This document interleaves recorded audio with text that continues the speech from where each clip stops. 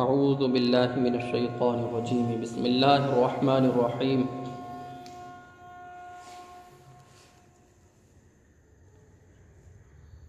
وَكَذَلِكَ نُرِي إِبْرَاهِيمَ مَلَكُوتَ السَّمَاوَاتِ وَالْأَرْضِ وَلِيَكُونَ مِنَ الْمُوقِنِينَ۔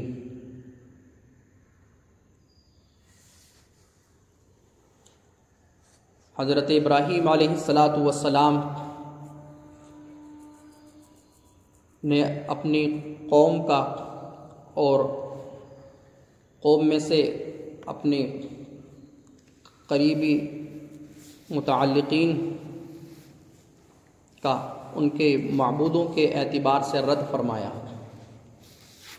آپ نے کل اور پرسوں اس بات کو سماعت کیا کہ انہوں نے بت پرستی کا کتنے اچھے طریقے سے رد کیا۔ ان آیات کریمہ میں بھی حضرت ابراہیم علیہ السلام کے رد کرنے کا ذکر ہے، لیکن یہاں پر جو وہ ستاروں کی اور چاند و سورج کی عبادت کیا کرتے تھے تو اس بات کا رد کیا کہ یہ چاند و سورج، ستارے اور کتنی بھی بڑی طاقتیں ہیں یہ قابل عبادت نہیں۔ ہوا یہ کہ لوگوں نے ہر اس چیز کو قابل عبادت سمجھ لیا کہ جس کے اندر انہوں نے نفع دیکھا، جس کے اندر انہوں نے طاقت دیکھی اور کچھ کرشمے دیکھے تو اسی کو اپنا معبود ٹھہرا لیا، لیکن یہ معبود ٹھہرانے کا پیمانہ نہیں ہے۔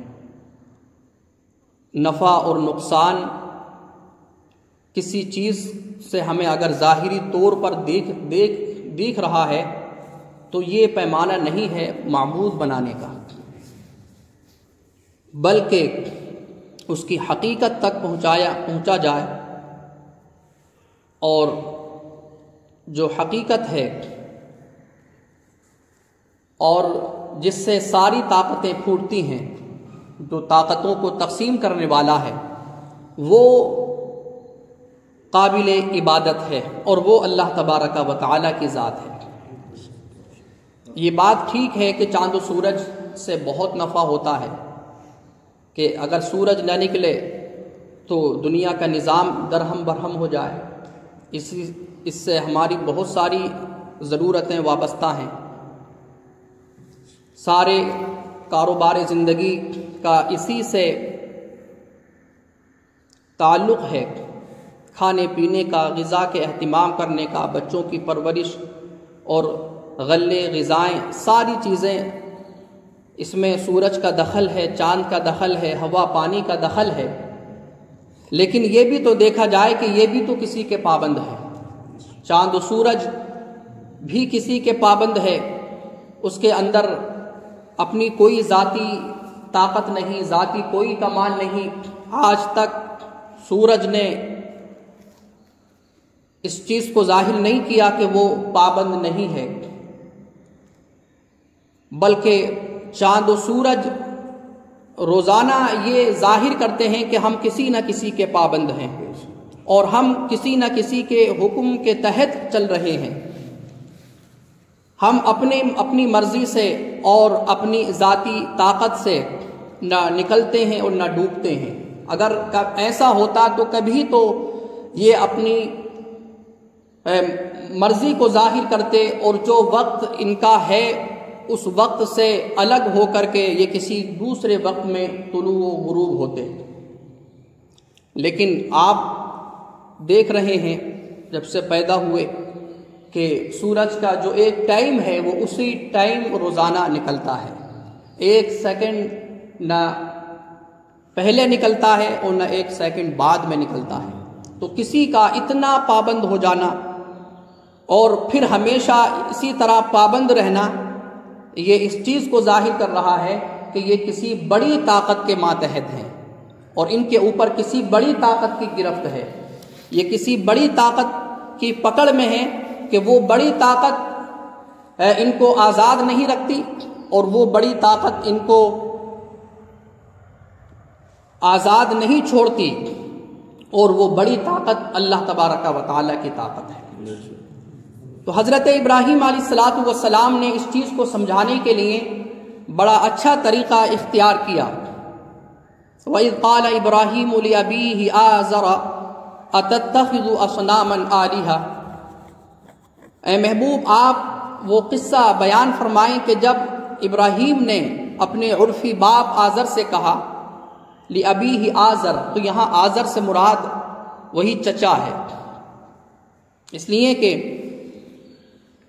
حدیث پاک میں اللہ کے رسول نے ارشاد فرمایا کہ میں ہمیشہ سے حضرت آدم سے لے کر کے حضرت عبداللہ تک پاک صلبوں سے پاک رحموں کے طرف منتقل ہوا ہوں.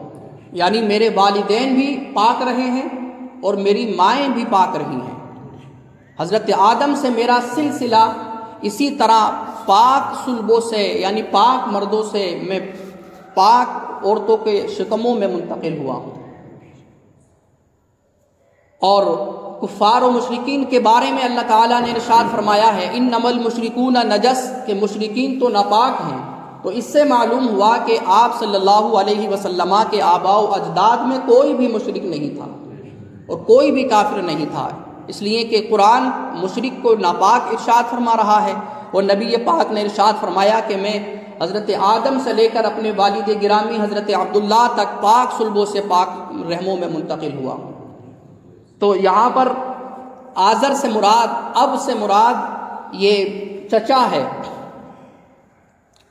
تو آپ نے اپنے عرفی چچا سے کہا اتتخذوا اصناما آلہہ، کہ کیا تم بتوں کو معبود ٹھہراتے ہو؟ حالانکہ یہ بت معبود ٹھہرانے کے قابل نہیں ہیں.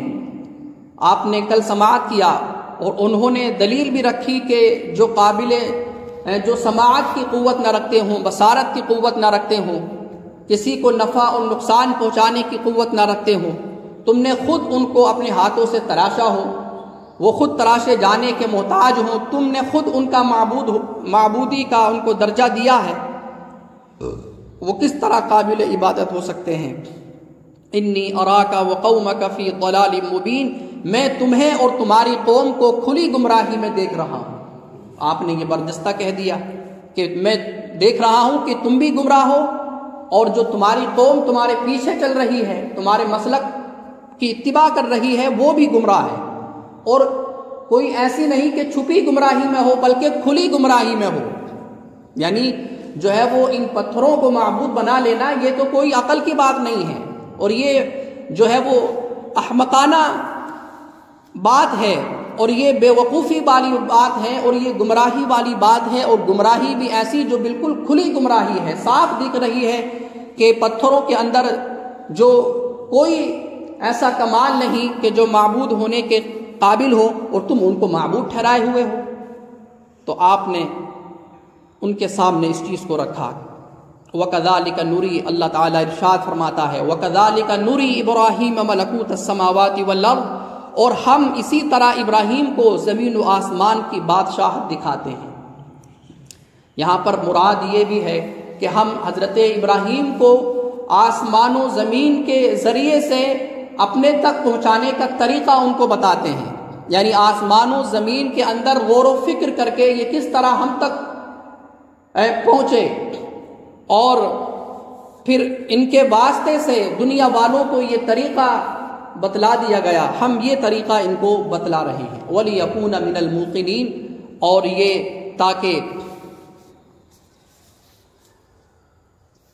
لوگ ان کے واسطے سے یقین کرنے والوں میں سے ہو جائیں.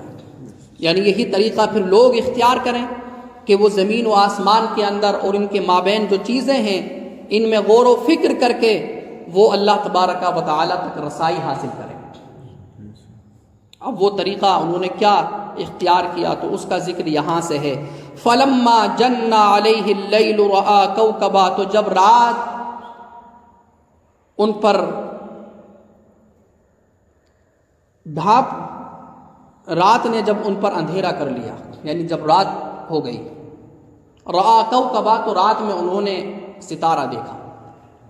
رات میں ستارے نظر آتے ہیں. قال هذا ربی، تو انہوں نے کہا کہ یہ میرا رب ہے. یعنی تمہاری تمہارے گمان میں اور تمہارے نظریات سے، تمہارے خیالات سے یہ میرا رب ہے. یہاں پہ یہ نہیں کہ انہوں نے رب کہا ہو، بلکہ یہ ان کا رد ہے اور یہ ان پر ایک جو ہے وہ استہزاء ہے کہ تم اس کو رب مان رہے ہو. یہ میرا رب کیسے ہو سکتا ہے؟ یہ رب نہیں ہو سکتا. کیوں؟ فلما افلا، جب وہ ڈوب گیا، قال لا احب الافلین، تو آپ نے فرمایا میں ڈوبنے والوں کو پسند نہیں کرتا ہوں. یعنی تم اس کو معبود ٹھہرا رہے ہو ستاروں کو، اور یہ تو جیسے ہی صبح ہوتی ہے ستاروں کا نام و نشان نہیں ہوتا، یہ تو ڈوب جاتے ہیں. اور خدا تو وہ ہے جو ہمیشہ سے ہے اور ہمیشہ رہنے والا ہے. خدا کی طاقت ختم کیا، وہ تو کم بھی نہیں پڑتی، وہ ہمیشہ سے با کمال رہا ہے اور ہمیشہ سے وہ با قوت اور با قدرت رہا ہے، اور ہمیشہ وہ با کمال و با قوت و با قدرت رہنے والا ہے. اس کی طاقت میں کمی بھی نہیں واقع ہوتی، اس لیے کہ کمی واقع ہونا اور ذات کی واقع ہونا یہ بھی عیب میں سے ہے. اور اللہ تبارک و تعالی وہ ہے کہ جو عیب سے منزہ و بری ہے. تو دیکھیں آپ نے کس طرح ان کے سامنے ان کے معبودوں کی برائی کو رکھا، اور کتنا اچھا طریقہ ان کو سمجھانے کا آپ نے اختیار فرمایا کہ جب یہ ستارے طلوع ہوئے اور پھر وہ ڈوب گئے تو کہا کہ میں ڈوبنے والوں کو پسند نہیں کرتا اور یہ ڈوبنے والے خدا نہیں ہو سکتے. فلما رأى القمر بازغا قال هذا ربی، پھر جب آپ نے چاند کو چمکتے ہوئے دیکھا، قال هذا ربی، تو کہا کہ کیا یہ میرا رب ہے تمہارے گمان میں، یعنی یہ میرا رب نہیں ہے. فلما افلا، تو جب وہ ڈوب گیا، قال لئن لم يهدنی ربی لأکونن من القوم الضالین، آپ نے فرمایا کہ ضرور اگر میرا رب مجھے ہدایت نہ دیتا، لأکونن من القوم الضالین، تو ضرور میں بھی گمراہ قوم سے ہو جاتا. لیکن میرے رب نے مجھے ہدایت عطا فرمائی اور میں ان کو معبود نہیں ٹھہرا رہا ہوں، بلکہ میں ان کو پیدا کرنے والے کو معبود ٹھہرا رہا ہوں. فلما رأى الشمس بازغة قال هذا ربی، پھر آپ نے سورج کو دیکھا دن میں، بازغة، خوب چمکتا اور دمکتا، قال هذا ربی، تو پھر آپ نے یہی کہا کہ کیا یہ میرا رب ہو سکتا ہے. هذا اکبر، یہ بڑا رب ہو سکتا ہے، یعنی یہ رب نہیں ہے اور یہ کوئی بڑا خدا نہیں ہے. فلما افلت، تو جب سورج بھی غروب ہو گیا، سورج کو بھی ڈوبنا ہوتا ہے روزانہ، قال یا قوم انی بریء مما تشرکون، تو آپ نے ارشاد فرمایا اے میری قوم، میں بری ہوں ان بتوں سے کہ جن بتوں کو تم شریک ٹھہراتے ہو، ان باتوں سے کہ جن باتوں کے ذریعے سے تم اللہ تعالیٰ کا شریک ٹھہراتے ہو. تو یہ آپ نے رد فرمایا اور پھر ارشاد فرمایا انی وجہت وجہی للذی فطر السماوات والارض حنیفا، کہ بے شک میں نے اپنے چہرے کو اس کی طرف کر لیا ہے کہ للذی فطر السماوات والارض حنیفا، کہ جس نے زمین و آسمان کو پیدا کیا ہے، میں نے اس کو معبود ٹھہرا لیا. اور میری توجہ کا مرکز وہ ہے کہ جس نے زمین و آسمان کو بنایا ہے، جس نے ان چاند و سورج کو بنایا ہے، جس نے ان ستاروں کو بنایا ہے. حنیف کا معنی آتا ہے ہر مذہب باطل سے منہ پھیر کر کے مذہب اسلام کی اتباع کرنے والا. تو آپ حضرت ابراہیم علیہ السلام ہر باطل سے اعراض کر کے، منحرف ہو کر کے اور اس سے منہ موڑ کے بس اللہ تبارک و تعالیٰ کی اطاعت و عبادت و ریاضت کی طرف آپ متوجہ ہونے والے تھے. اس کو حنیف کہا جاتا ہے. تو آپ نے ان کے سامنے یہی بات رکھی کہ میں نے تو اپنا مرکز اور اپنی توجہ اس رب کی جانب کی ہوئی ہے کہ جس نے آسمان و زمین کو بنایا ہے، اور میں نے اس چیز کو قصداً تمام بری چیزوں سے مائل ہو کر کے اور ان سے اعراض کر کے، ان سے منحرف ہو کر کے میں نے اپنے رب کی عبادت و ریاضت کی ہوئی ہے. وما انا من المشرکین، اور میں مشرکین میں سے نہیں ہوں. وحاجہ قومہ، تو یہ حضرت ابراہیم علیہ السلام کی جانب سے ان کی قوم کا رد تھا اور ان کے معبودان باطلہ کا رد تھا، تو اس سے بھی ہمیں ایک تو ایمانی جذبہ ہمیں نصیب ہوا، اور حضرت ابراہیم علیہ السلام کا جوش تبلیغ بھی ہمیں معلوم ہوا کہ انہوں نے تبلیغ میں کسی کا کوئی خوف نہیں رکھا، اور ان کے سامنے ان کے معبودوں کا عیب بیان کیا اور ان کے معبود ہونے کی نفی فرمائی، اور آپ حضرت ابراہیم علیہ السلام نے وحدانیت کا اعلان کیا اور زمین و آسمان کے خالق کے لیے عبادت کو آپ نے قابل عبادت ٹھہرایا۔ اللہ تبارک و تعالی ہمیں حضرت ابراہیم علیہ السلام کا فیضان نصیب فرمائے، اور ہمارے ایمان کو بھی اللہ تبارک و تعالی استحکام اور مضبوطی نصیب فرمائے، اور ہمیں بھی اپنے معبود کا اور اپنے مالک حقیقی کا دفاع کرنے کی توفیق عطا فرمائے، اور کفر سے اور شرک سے ہمیں نفرت عطا فرمائے۔ کفر و شرک سے اللہ تعالی ہمیں مرتے دم تک محفوظ و مامون فرمائے۔ آمین۔ وآخر دعوانا ان الحمد للہ رب العالمین۔ اللہم صلی علی سیدنا و مولانا معدن الجود والکرم